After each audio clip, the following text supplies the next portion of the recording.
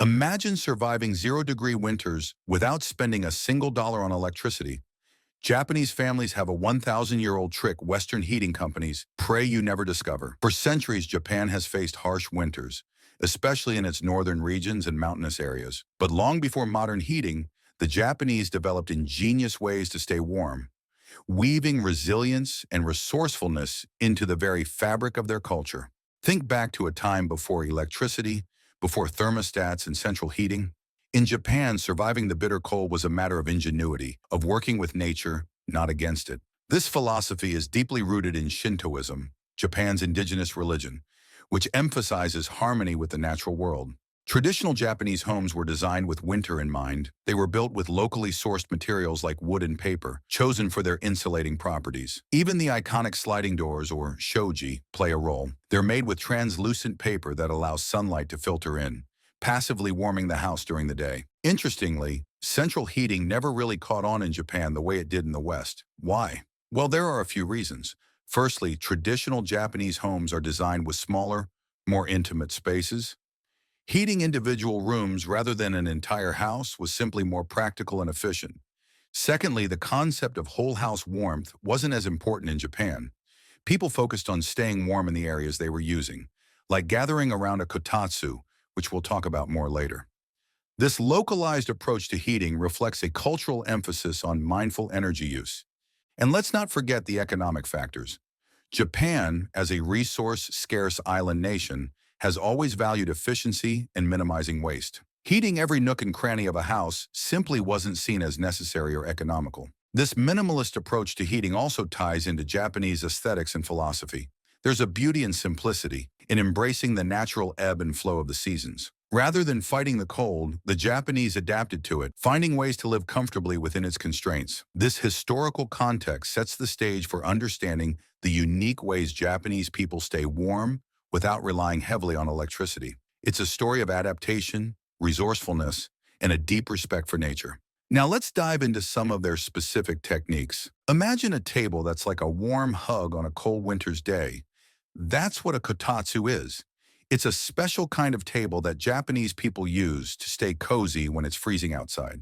Think of it like this. It's a low table, the kind you might sit at while playing games or having a snack. But this table has a secret superpower. It can keep you warm. Underneath the table, there's a heater, like the one you might have in your room, but this one is attached to the table. And to make it extra toasty, there's a big fluffy blanket that hangs down from the table all the way to the floor. It's like building a fort under the table, but this fort is super warm and cozy. When you sit at a kotatsu, you slip your legs under the blanket, and it feels like you're wrapped in a warm, fuzzy hug. The heater warms up the space under the blanket, so your feet and legs stay nice and toasty. It's like having your own personal heater just for your legs. Now you might be wondering, how do I get a kotatsu? Well, it's like putting together a puzzle. First, you need the table itself. Kotatsu tables come in all shapes and sizes, just like regular tables. Some are square, some are rectangular, and they can be big or small, depending on how many people will be using it. Next, you need the heater.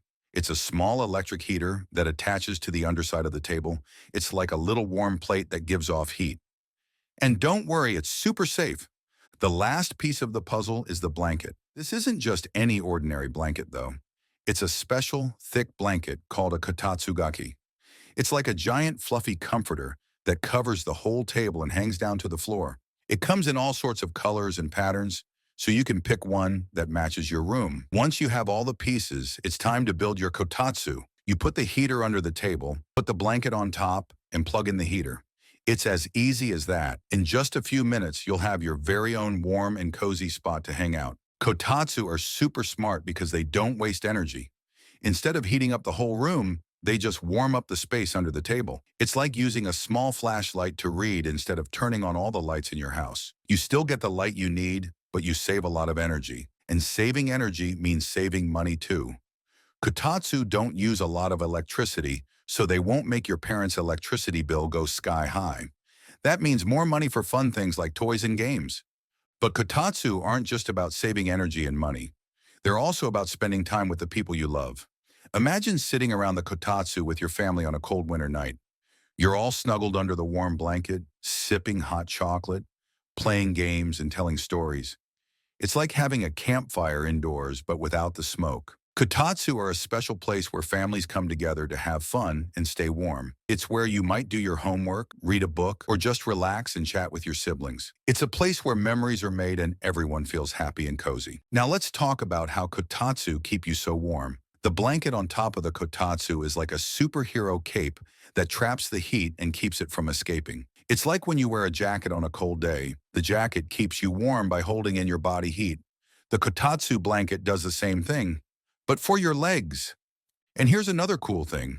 The warm air under the blanket doesn't just stay in one place. It moves around like a gentle breeze, making sure everyone around the kotatsu stays warm and cozy. It's like a tiny fan blowing warm air just for you. Sometimes people put an extra comfy blanket, like a big fluffy pillow, on top of the kotatsu blanket. This makes it even warmer and cozier, like adding more layers to your fort. It's the perfect spot to take a nap or snuggle up with a good book. Kotatsu are like magical tables that bring people together and keep them warm without wasting energy. They're a super smart and fun way to beat the winter chills. But that's not all. Japanese people have other clever tricks for staying warm without using a lot of electricity. Let's explore some more. Okay, let's move on from the magical kotatsu table and talk about how Japanese people dress to stay warm. You know how you bundle up in layers when it's cold outside? Well, the Japanese have been doing this for ages, and they've got it down to a science. Long ago, before fancy heaters and warm houses, people in Japan had to find clever ways to stay warm during the chilly winters. And one of their best tricks was layering their clothes. It's like building a warm and cozy house around your body. They started with a layer of soft, warm undergarments made from natural materials like cotton or silk. These undergarments were like a second skin, keeping them warm and comfy. Next came a layer of kimono, which are traditional Japanese robes. Kimono are made from beautiful fabrics like silk or wool, and they come in all sorts of colors and patterns. It's like wearing a work of art. And to keep the cold out, they added another layer called a haori. This is like a jacket that goes over the kimono. It's usually made from a thicker fabric like wool or padded cotton, and it helps to trap warm air close to the body. But that's not all. They also wore special socks called tabi that had a separate big toe, kind of like mittens for your feet. These tabi kept their feet warm even when they wore sandals or traditional shoes. And to top it all off, they wore hats and scarves to keep their heads and necks warm. It's like building a warm and cozy house around your body, with each layer adding extra protection from the cold. This layering technique is super smart because each layer traps a little bit of warm air, creating a barrier against the cold. It's like wearing multiple thin jackets instead of one big bulky one. You get the same warmth, but you can move around more easily. And guess what? This ancient layering technique is still popular today. People in Japan still wear layers of clothing to stay warm, even though they have modern heaters and warm houses. It's a tradition that has been passed down for generations, and it's a great way to stay comfortable and stylish during the winter. Of course, today's winter clothes have gotten a bit more high-tech. They have special undergarments made from super thin materials that trap your body heat and keep you warm without feeling bulky. It's like wearing a thin, invisible blanket. And they have jackets and coats made from amazing fabrics that are waterproof and windproof. These jackets are like shields that protect you from the harshest winter weather. But even with these modern advancements, the basic idea of layering remains the same. It's all about creating a warm and comfortable space around your body by trapping layers of warm air. So next time you're getting dressed for a cold winter day, remember the Japanese layering technique. Start with a warm base layer, add a cozy middle layer, and top it off with a protective outer layer. You'll be surprised how warm and comfortable you can be, even without cranking up the heat. Layering your clothes is like a fun game of mix and match. You can try different combinations of clothes to see what works best for you. And the best part is, you can be warm and stylish at the same time. So there you have it. The secret to staying warm like the Japanese, even without using a lot of electricity. It's all about layering your clothes and creating a warm and cozy cocoon around your body. It's a simple but effective technique that has been used for centuries, and it's still just as relevant today. But wait, there's more. The Japanese have even more clever tricks up their sleeves when it comes to staying warm. Let's uncover their next secret. All right, let's step inside a traditional Japanese home and discover how they're designed to keep people warm and cozy during the winter. It's like a puzzle where every piece plays a part in keeping the cold out. Imagine a house made of wood and paper. Sounds a bit chilly, right? But don't worry, Japanese homes are much smarter than they seem. They have all sorts of secret features that help keep the warmth in and the cold out. One of the coolest things about Japanese homes is their sliding doors, called shoji. These doors are made of thin, translucent paper stretched over a wooden frame. They look delicate, but they're actually quite strong. And they're amazing at controlling the temperature inside the house. During the day when the sun is shining, the shoji doors let in sunlight, which naturally warms up the house. It's like having a bunch of mini suns inside your home. And when it gets dark and chilly outside, the shoji doors help to keep the warm air inside. They act like a barrier, preventing the heat from escaping. But that's not all. Japanese homes also use a special kind of insulation called cabe. It's made from natural materials like clay and straw, and it's used to fill the walls and keep the house warm. It's like wrapping your house in a big cozy blanket. And here's another clever trick. The rooms in a traditional Japanese house are often arranged in a special way to help conserve heat. The main living areas, where people spend most of their time, are usually located in the center of the house, away from the cold outer walls. It's like creating a warm and cozy heart in the middle of the house. But what about modern Japanese homes? Do they still use these clever tricks? Absolutely. Even though modern homes have things like central heating and insulation, they still incorporate many of the traditional design elements that help to conserve energy and stay warm. For example, many modern Japanese apartments have large windows that face south to let in lots of sunlight. It's like having a free heater from the sun, and they often have special ventilation systems that help to circulate warm air throughout the house. And even though they might have modern insulation in the walls, they still use traditional materials like wood and paper for the interior. These materials help to create a warm and inviting atmosphere, and they also help to regulate the temperature inside the house. So as you can see, Japanese homes are designed with warmth and comfort in mind. They use a combination of traditional techniques and modern technology to create a cozy and energy-efficient living space. It's like a perfect blend of old and new. Now let's imagine you're visiting a traditional Japanese home in the winter. You step inside and the first thing you notice is how peaceful and serene it feels. The shoji doors filter the sunlight, creating a soft, warm glow. You take off your shoes and step onto the tatami mats, which are made from woven straw. The mats feel slightly warm beneath your feet. You walk through the house and you notice how the rooms are arranged around a central courtyard. This courtyard is like an outdoor room, and it's often decorated with plants and rocks. Even though it's winter, the courtyard feels surprisingly warm and inviting. You enter the main living area, and you see a kotatsu table in the center of the room. The family is gathered around the kotatsu, chatting and laughing. You join them, slipping your legs under the warm blanket. You feel a sense of peace and contentment wash over you as you sip a cup of hot tea and enjoy the company of your new friends. As you spend more time in this traditional Japanese home, you start to appreciate the simple beauty and functionality of its design. You realize that staying warm isn't just about cranking up the heat. It's about creating a space that feels comfortable and inviting, a space where you can relax and connect with the people you love. And that's the true magic of Japanese home design. It's not just about staying warm, it's about creating a home that nourishes the soul and brings people together. It's a philosophy that we can all learn from, no matter where we live. But the journey of warmth doesn't end here. The Japanese have even more secrets to share.